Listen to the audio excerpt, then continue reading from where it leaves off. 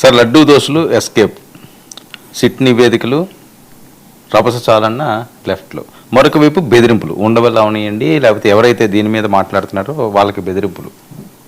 ఇది పెద్ద సమస్యగా ఉందండి. ఇప్పుడు లడ్డూ మీద మనం నేను చాలా వివరంగా మాట్లాడాం. సరే మీరు అన్నట్టు బెదిరింపులు నాకు కొంతమంది మళ్ళీ నేనేం చెప్పాను, ఎవరో ఒకటి ఇందాక నేను వస్తుంటే పెడుతున్నాడు ఏమని, మీరు ఫోటోలను సమర్థించారు, మీరు కల్తీని సమర్థించారు. నేను ఒక్కసారైనా కల్తీని సమర్థిస్తూ మాట్లాడానా? మీరే కదా సాక్షి.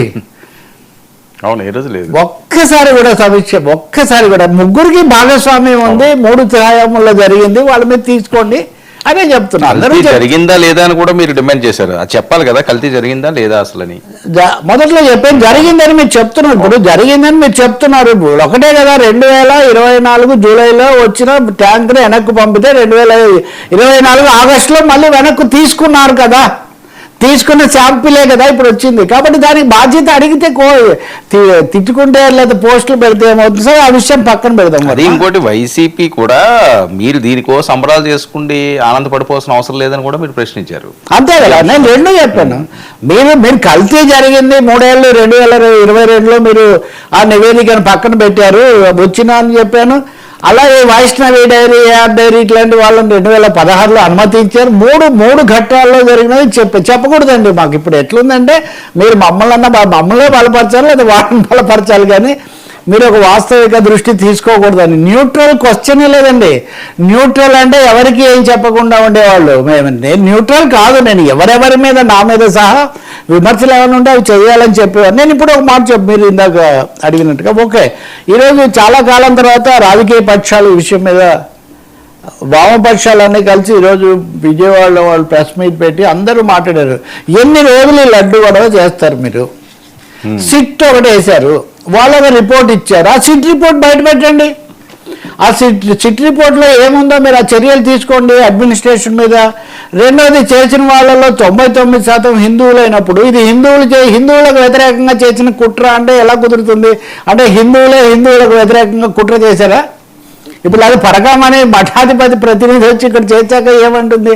కాబట్టి రాజకీయం చేయకండి, దీని మీద అడ్మినిస్ట్రేటివ్ యాక్షన్ ఏం తీసుకుంటారో తీసుకోండి. మూడోది, సిట్ సీక్రెట్గా ఎందుకండి మీకు కావాల్సిన వాళ్ళకి లీక్ చేస్తుంటారా సిట్ రిపోర్ట్స్లో ఏముందో? నేను మీకు ఒక ఇంట్రెస్టింగ్ థింగ్ చూపిస్తాను. ఇది ఇండియన్ ఎక్స్ప్రెస్లో వచ్చిన వార్త. ఇది జూలై 31 వచ్చింది. జూలై 31లో వచ్చిన వార్తలో వీళ్ళు ఇప్పటికి 3 ఉత్తరాలు రాశారు సిట్ అని దీంట్లో ఉంది. 3 ఉత్తరాలు. ఎప్పుడన్నా ఇది 3 ఉత్తరాల్లో ఒకటి ఏసీబీకి రాశారు, ఒకటి జిఎస్టీ అఫీషియల్స్కి రాశారు, ఒకటి గవర్నమెంట్కి రాశారు. ఈ 3 రిపోర్ట్లో ఏముందో ఎందుకంటే బయట పెట్టడానికి ఇప్పుడు అసెంబ్లీ అంటే ఉంది కాబట్టి అంటారో మనకు తెలియదు, కానీ అసెంబ్లీలో వేరే విధంగా ఉంటుంది. సో మీరు వామపక్షాలు అడిగింది ఏంటంటే మీరు సిట్ నివేదిక బయట పెట్టండి, వెల్లడి చెయ్యండి. అదేదో నీళ్ళలో గేదెను పెట్టి బేరం చేసినట్టుగా సిట్ నివేదిక ఏమో దాచిపెట్టి మీకు తోచింది రోజు ఒక విధంగా చెప్పటము, దాని మీద ఉద్రేకాలు పెంచటము, దీనివల్ల అసలు ఉపయోగమే ఉంది? ఈరోజు కనుక చూస్తే మీరు ఒక పత్రిక ఒక పేజీ అంతా, 2వ పేజీ మొత్తం దీని మీద మొత్తము ఈ అంశాలే. ఇదిగోండి, ఇది ఈరోజు ఈనాడు 2nd పేజీ ఏపీ ఎడిషన్, మొత్తం ఇదే. దీంట్లో ఫస్ట్ న్యూస్ ఏంటో చెప్పనా వర్మ, మీరు ఆశ్చర్యం ఇచ్చు. సిట్ సెగా బాలాజీ జారుడు. దీని అంతటికీ కారకుడుగా, ఒక ముఖ్యమైన కారకుడుగా ఉన్నటువంటి బాలాజీ తితిదే ముఖ్య గణాంక ఆర్థిక విభాగం అధిపతి బాలాజీ అనూహ్యంగా సెలవుపై వెళ్ళారట. ఎందుకుసారి ఇంత రభస్ చేయడం? అసలు అక్కడ సిట్ చెప్పిన వాళ్ళనేమో మీరు సెలవుపై వెళ్తే మరి మీరు ఎలా అనుమతించారు సార్? ఈ విషయం వచ్చిన తర్వాతే అనుమతించారు. తితిదేలో ప్రతి పైసా ఖర్చు బాలాజీ అనుమతి లేనిదే జరగదు, ఏళ్ల తరబడి ఇదంతా చేశాడు, వగైరా అన్ని దీంట్లో ఉన్నాయి.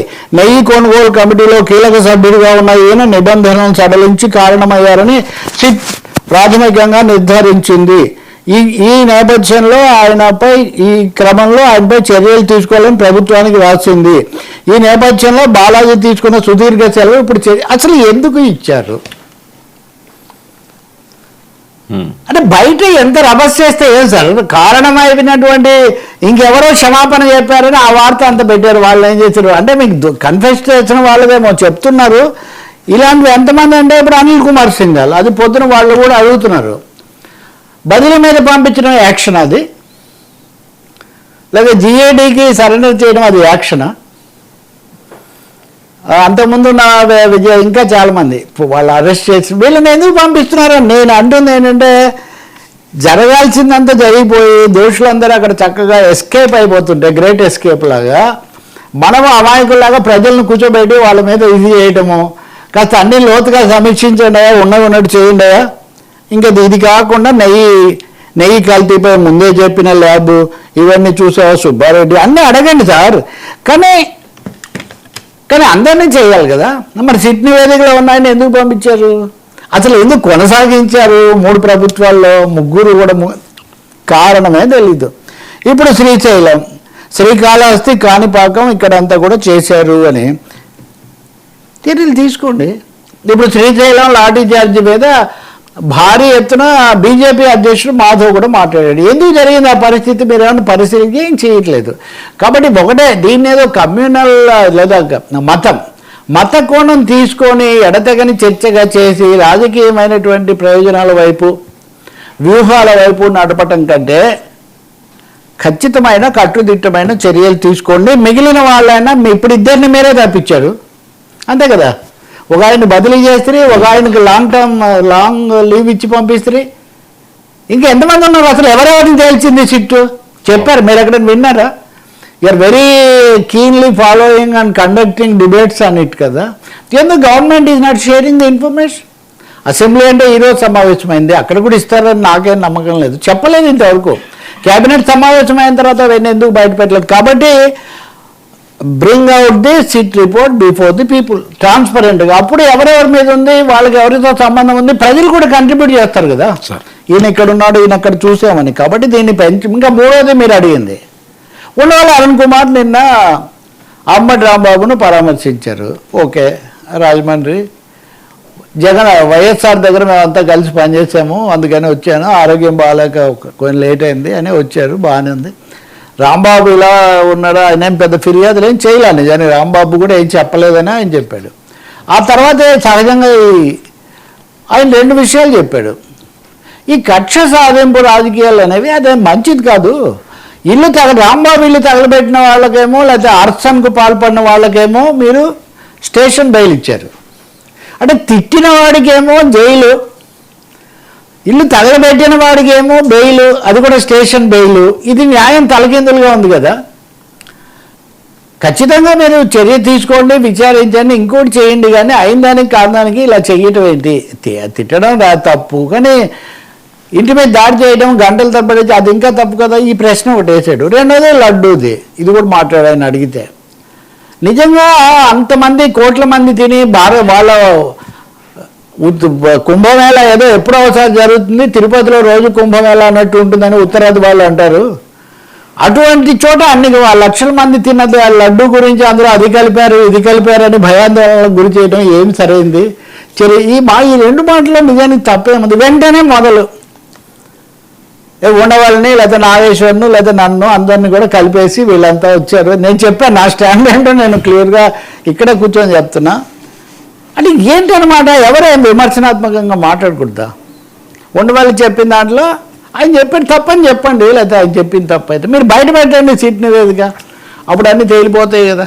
కాబట్టి ఈ దాడులు కరెక్ట్ కాదు. మీ దాడేదో అవినీతి పరుల మీద, మీ దాడేదో మఠాల పేరుతో తప్పులు చేసిన వాళ్ళ మీద కేంద్రీకరిస్తే చాలా బాగుంటుంది. మీడియాకు కూడా ఇన్ని అవకాశాలు ఉండవు కదా. అది కొంచెం రాసి ఇది కొంచెం రాసి ఈ పరిస్థితి నేనైతే చాలా స్పష్టం 3 ప్రభుత్వాల తప్పులు జరిగినట్టు ఈ నివేదికలో కనిపిస్తుంది. 3 పార్టీలు 4 పార్టీలు కూడా అధికారంలో పాలు పంచుకున్న 4 పార్టీలు కూడా దీని మీద జవాబు చెప్పాల్సి ఉంటుంది. ఇంకా రెండో విషయం ఏం లేదు. కానీ మత కోణం, ఇది పార్టీల వైరం అంటే ఓకే, మతాల వైరంగా చిత్రిస్తే మటుకు తెలుగు రాష్ట్రాల్లో హిందువులు, ముస్లింలు, క్రైస్తవులు అందరూ కలిసిమెలిసి హాయిగా ఉన్నారు. వీళ్ళ మీద కుట్ర వాళ్ళ మీద కుట్ర ఇట్లాంటివి మానేయమని మనవి చేయాలి మనం అంతే. వాళ్ళు కూడా అదే, వాళ్ళు ఇంకా చాలా విషయాలు చెప్పారు వాస్తవానికి. దశల వారీగా ఎలా చేశారు, ఏ విధంగా దాగుడు మూతలాడుతున్నారు, ఈ విషయాలన్నీ కూడా అక్కడ చర్చలో వచ్చాయి. ఓకే మరి ఏమైనా స్పందిస్తారా లేదా మనం చూడాలి. సార్, సమ్మెపోరు కార్మికులు రెడీ, పెరిగిన బాధలు ఒక్కరన్నా చర్చించట్లేదండి. మీరన్నా అడిగారు, ధన్యవాదాలు. రేపు సమ్మె నేషనల్ మీడియా